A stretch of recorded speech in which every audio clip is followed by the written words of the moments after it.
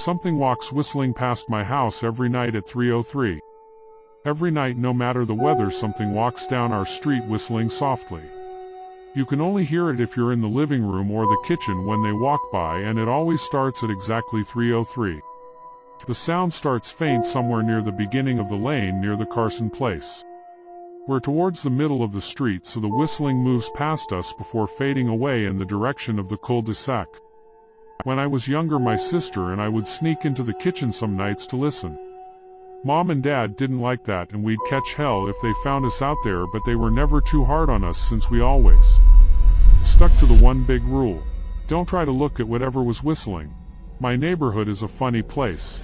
I've lived here since I was 6 and I love it. The houses are small but well-kept, good-sized yards, plenty of places to roam. There are a lot of other kids here my age. I turned 13 back in October. We grew up together and would always play foursquare in the cul-de-sac or roam around from back porch to back porch in the summer. This was a good place to grow up. I'm old enough to see it. And there's only the two strange things here: the night whistling and the good luck. The whistling never bothered me much. Like I said, I couldn't even hear it from my bedroom. But Mom and Dad don't like talking about it, so I've stopped asking questions. My dad is a strong guy, tall and calm. He has an accent since he moved to the US as a kid. His family, my grandparents, they're from the islands. That's what they call it. My dad, the only time he isn't so calm is if the whistler comes up.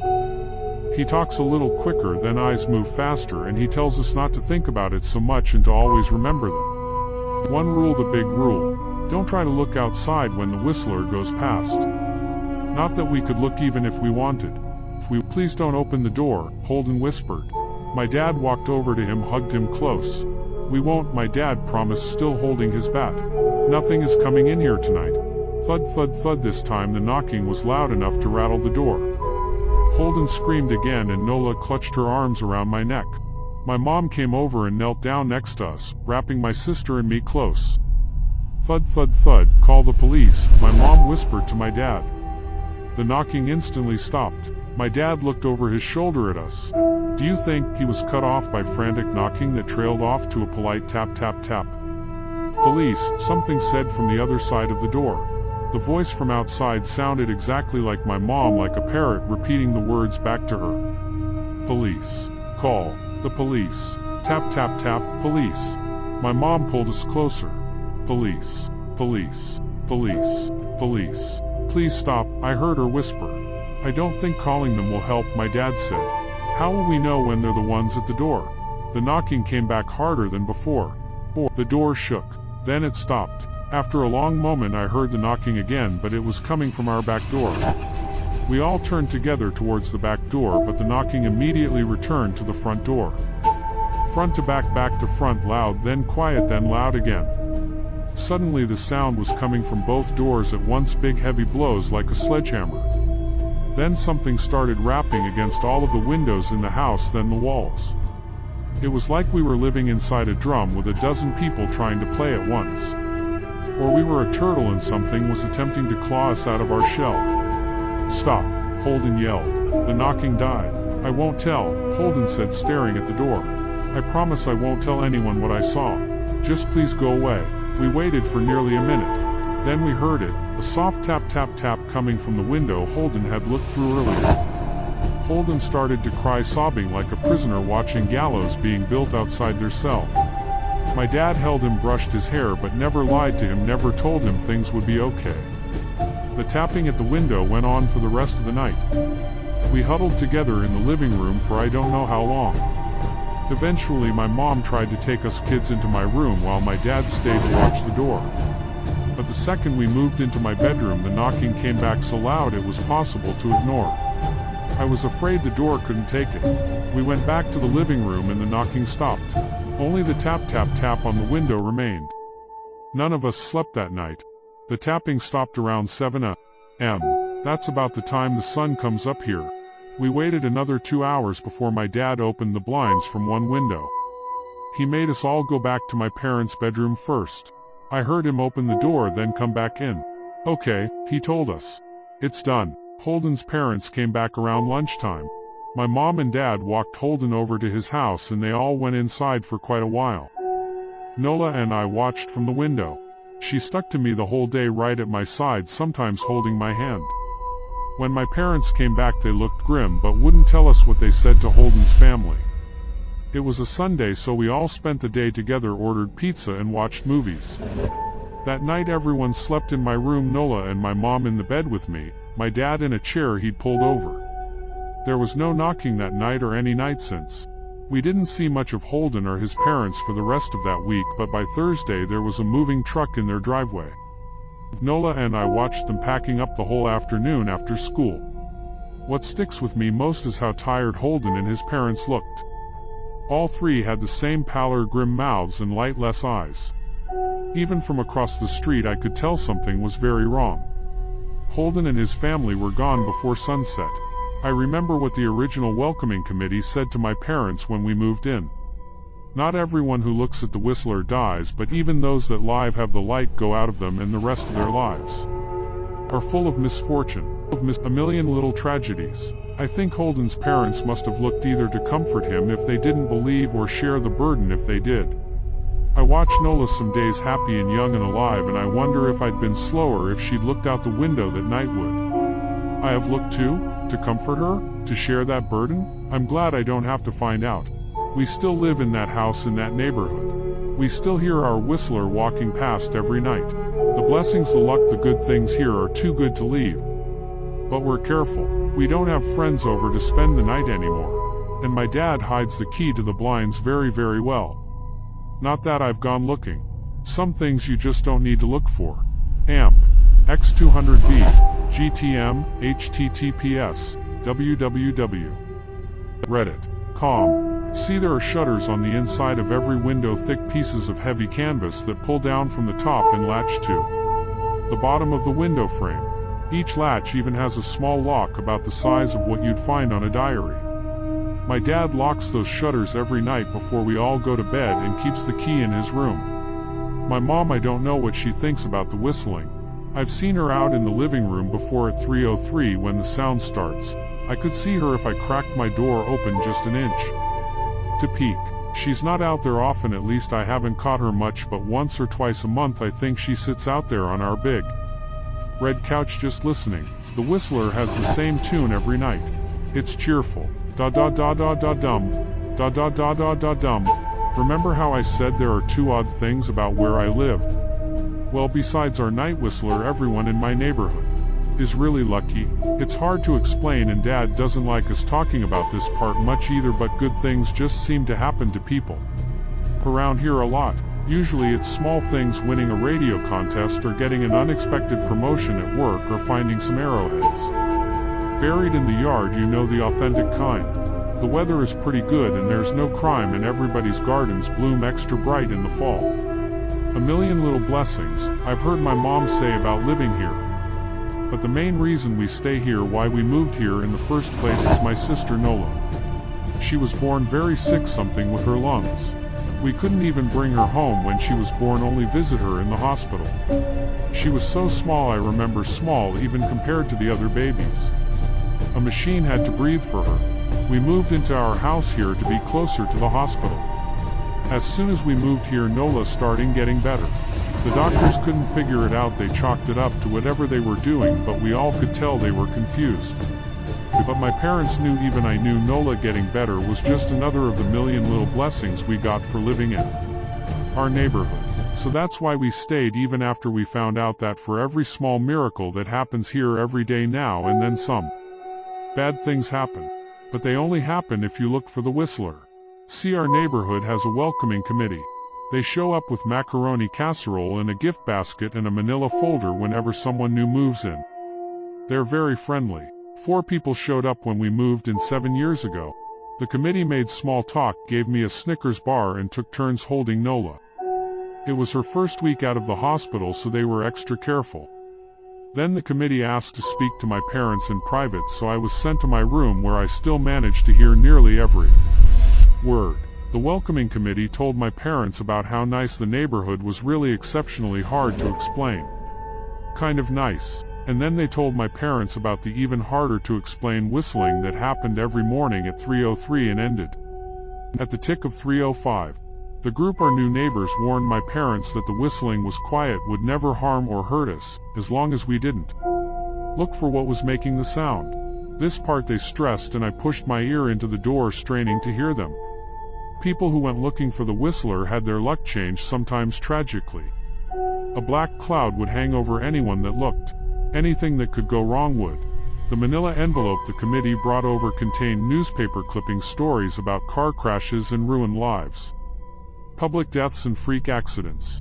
Not everyone dies, I heard the head of the committee tell my dad. But the life goes out of them. Even if they live, there's no light in them ever again, no presence. My mom, I could tell she wasn't taking it seriously. She kept asking if this was some prank they play on New Neighbors. At one point my mom got angry, accused the committee of trying to scare us out of our new home, asked them if they were racist on account of my dad being from the islands.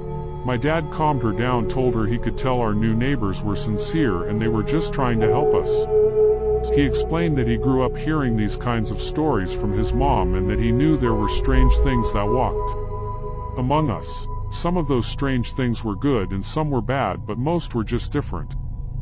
After the committee left, Dad went out to the hardware store, bought the canvas blinds, the latches and the locks, and installed them on every window in the house after dinner. That first night in our new house, I crept out of my room at 3 a.m. only to find my dad awake, sitting on the living room couch holding my baby sister. My dad held up his finger in a shush motion but patted the couch next to him. I sat and we waited. At exactly 3:03 we heard the whistling. Da-da-da-da-da-dum, da-da-da-da-da-dum. It came and it went just like our neighbors said. The whistling returns each night and we never look, and we enjoy our million little blessings every day. Nola breathes on her own and she's grown into a strong, clever girl. My dad even joined the welcoming committee. We don't get new neighbors often, why would anyone want to leave? But when a new family moves in, my dad and the committee bring them macaroni casserole, a gift basket and the manila folder. I can always tell by the look on my dad's face when he comes back if the family took the committee seriously or if we'd be getting new neighbors again very soon. Not long ago a family moved in directly next to us. The previous owner, Ms. Maddie, passed away at age 105. She'd lived a good long life. Our new neighbors seemed like they'd fit in just fine. They believed the welcoming committee took my dad's advice about the locking shutters since they had a young child of their own. Whatever newspaper clippings were in that manila envelope, whatever evidence, my dad never let us see. But I imagine it must have been awfully convincing, since our neighbors got along with no issues for the first month. One night when our new neighbors had to leave town, they sent their son Holden to stay with us. He was 12, a year under me in school. I didn't know him well before that night, but as soon as his parents dropped him off after dinner, I could tell it was going to be a bad time. Do you know who is always out there whistling every night? Holden asked the moment the adults left the room. The three of us were sitting in the den, some Disney movie playing idly on the television. My sister and I exchanged a glance. We don't talk about that, I said. I think it's that weirdo that lives in the big yellow house on the corner, Holden said. Mr. Tolles? My sister asked. No way, he's really nice. Holden shrugged. Must be a psycho killer then. Nola tensed. We don't talk about it, I repeated. Let's go in my room and play Nintendo. We spent the next few hours playing games, eating popcorn, and then watching movies. A typical sleepover, but I could see Holden was getting antsy. After my parents had wished us a good night, locked the blinds, and gone to bed, Holden stood up from his beanbag and walked over to where Nola and I were sitting on my bed. Have you ever even tried looking? He asked. It's nearly time. Like most sleepovers, we'd conveniently ignored any suggestion of a bedtime. I was shocked to see he was right. It was almost 3 a.m. I sighed.